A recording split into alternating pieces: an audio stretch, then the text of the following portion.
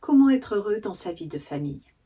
Tu rêves d'avoir une vie harmonieuse dans ta famille, mais tu es débordé, tu es stressé, tu cours après le temps entre ton travail, ta maison, aller chercher tes enfants à l'école, faire les courses, le repas, etc.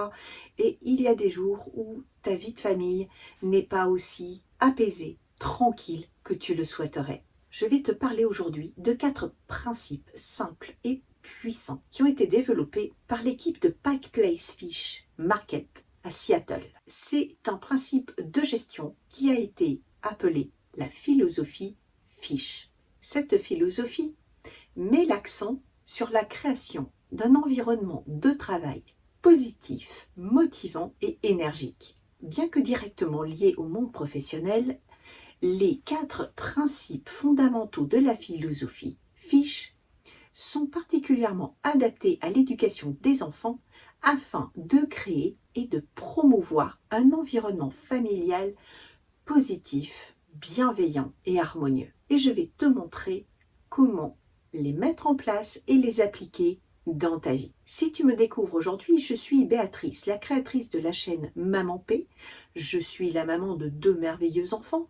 Je suis également une professionnelle des ressources humaines et j'ai à cœur de te partager mes expériences et mes connaissances issues du monde professionnel, mais également de ma vie personnelle pour t'aider à redevenir ou à devenir une maman épanouie et heureuse dans sa vie de famille. Alors, les 4 principes de la philosophie Fish sont les suivants. Le premier, choisir son attitude. Le deuxième, jouer. Le troisième, être présent. Et le quatrième, rendre quelqu'un heureux. Nous allons commencer par le premier, choisir son attitude.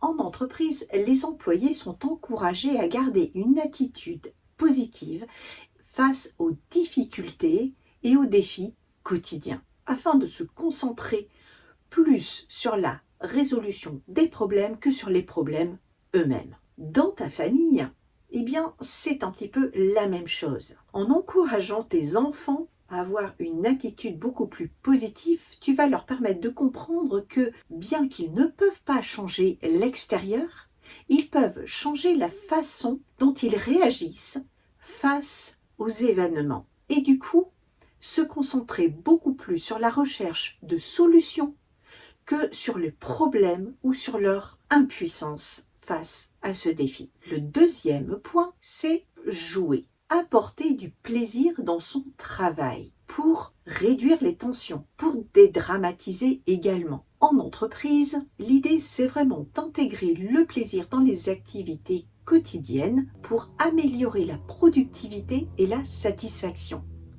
Un employé qui va éprouver et qui va avoir du plaisir à être au travail sera moins souvent absent et moins souvent malade. Cela va se manifester en encourageant les employés à exprimer leur créativité, à apporter une touche d'humour dans leur quotidien. Dans ce fameux marché aux poissons de Seattle, par exemple, les poissonniers préparent les commandes de poissons en se lançant littéralement les poissons à travers les étalages. Et c'est ce qui rend ce marché joyeux, dynamique, le tout avec énormément d'humour. Eh bien, appliquer ça au quotidien, mettre en place des activités ludiques, casser le rythme de la routine. Cela peut se manifester par exemple au moment du repas, inventer des recettes ensemble avec tes enfants, même si le résultat n'est pas forcément à la hauteur, eh bien c'est un moment de détente et un moment différent. Cela peut être également aussi au moment du repas, plutôt que de le prendre sur la table habituelle, eh bien organiser un pique-nique au milieu du salon ou dans la chambre. Bref, trouver des moments d'humour, de détente dans le quotidien, dans la vie de tous les jours, pour apporter de la légèreté, pour apporter du plaisir à être ensemble, simplement. Le troisième point, c'est être présent. En entreprise, on encourage les employés à être pleinement présents et conscients dans les tâches qu'ils effectuent et surtout à s'engager activement dans leur travail. Ne pas faire leurs tâches en se moquant de la façon dont c'est fait, sans vraiment porter attention à ce qu'ils font. Pour tes enfants, c'est leur apprendre à vraiment être pleinement conscients et impliqués dans les tâches qu'ils font, à ne pas papillonner à droite et à gauche, à ne pas faire plusieurs choses en même temps, mais vraiment bien se concentrer et bien faire attention à ce qu'ils font. En faisant ça, tu leur permets déjà d'apprendre à se concentrer, tu leur permets de travailler mieux, plus vite et ainsi d'avoir plus de temps. C'est également pratiquer l'écoute active. Quand tes enfants te parlent, il faut être également présent, vraiment les écouter et ne pas penser en même temps au dossier que tu n'as pas terminé à ton travail, à ta liste de courses que tu dois faire, au prochain rendez-vous chez le médecin que tu as oublié de planifier, etc. C'est vraiment donner toute ton attention à ton interlocuteur, que ce soit ton enfant, ton conjoint, tes parents, etc. Cela démontre que tu donnes un temps de qualité et une pleine présence. Et c'est très valorisant pour ton interlocuteur. Tu le reconnais en tant que tel. Tu le vois, cette personne avec qui tu échanges. Ensuite, faire quelqu'un d'heureux. Alors ce principe peut sembler un peu bizarre, mais en fait, en entreprise, c'est vraiment se concentrer sur la satisfaction du client. C'est faire en sorte que le client ait l'expérience la plus positive possible. Que ce soit un client externe à l'entreprise ou que ce client ce soit tout simplement un autre service.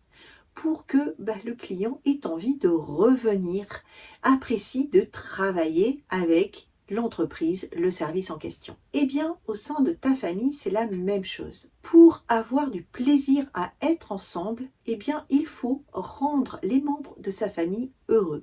Donc, c'est via un compliment, un remerciement, des sourires. C'est encourager au maximum les actes de gentillesse et d'empathie entre les membres de la famille. Ton jeune enfant te fait un dessin, eh bien félicite-le, accroche-le sur le frigo, ou il te rapporte une note qui est moyenne, mais malgré tout, tu vois qu'il a fait de son mieux. Alors, il faut le féliciter, l'encourager dans les efforts qu'il fait au quotidien, etc.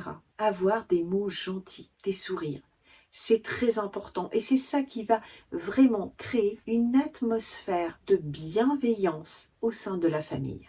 Comme tu le vois, ce sont vraiment des principes très simples, mais qui recèlent une richesse et une puissance incroyable lorsque on les met vraiment en œuvre, aussi bien en entreprise qu'au sein de sa vie personnelle dans sa famille. Essaye et tu verras que tu en tireras énormément de bénéfices parce que grâce à ces principes, tu vas créer un environnement qui va favoriser le bien-être émotionnel et l'apprentissage de tes enfants. En fait, cette philosophie FISH peut contribuer à créer une atmosphère où la croissance personnelle, la collaboration et la créativité sont encouragées. Si tu veux en savoir plus, eh bien, je te recommande de lire le livre de la FISH philosophie. Ce petit livre s'intitule tout simplement FISH. C'est un livre que tu trouveras facilement sur Amazon. Je te mettrai le lien en description de cette vidéo si cela t'intéresse d'en savoir plus. En conclusion, je voudrais te parler d'une phrase qui est extraite d'un poème, auteur que tu connais peut-être, Khalil Gibran, qui dit que le travail est l'amour rendu visible. Et c'est un élément que je trouve particulièrement en lien avec cette philosophie FISH. Et dans la famille, dans notre vie de famille, toutes les tâches que nous faisons, eh bien, à mon sens, c'est vraiment de l'amour qui est rendu visible, qui se matérialise au quotidien. Donc quand tu as des coups de mou, quand c'est parfois compliqué, que tu es fatigué, rappelle-toi cette simple petite phrase pour retrouver de l'énergie et pour retrouver la force de continuer à aimer tout simplement. Alors je t'encourage vraiment à essayer ces principes dans ta vie quotidienne et à partager tes expériences avec nous dans les commentaires. Parce qu'en partageant tes expériences et idées sur la façon dont tu as appliqué la FISH philosophie dans ta vie de famille, eh bien cela pourrait inspirer d'autres personnes. Si tu as aimé cette vidéo, n'hésite pas à t'abonner si ce n'est pas déjà fait, à mettre un pouce bleu. Je te remercie de la partager et je te dis à très bientôt. pour de prochaines astuces et conseils pour être une maman en paix.